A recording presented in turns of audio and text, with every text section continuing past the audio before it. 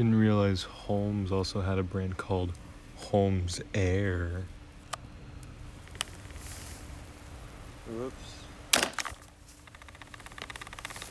Oh no, I'm breaking this rare fan.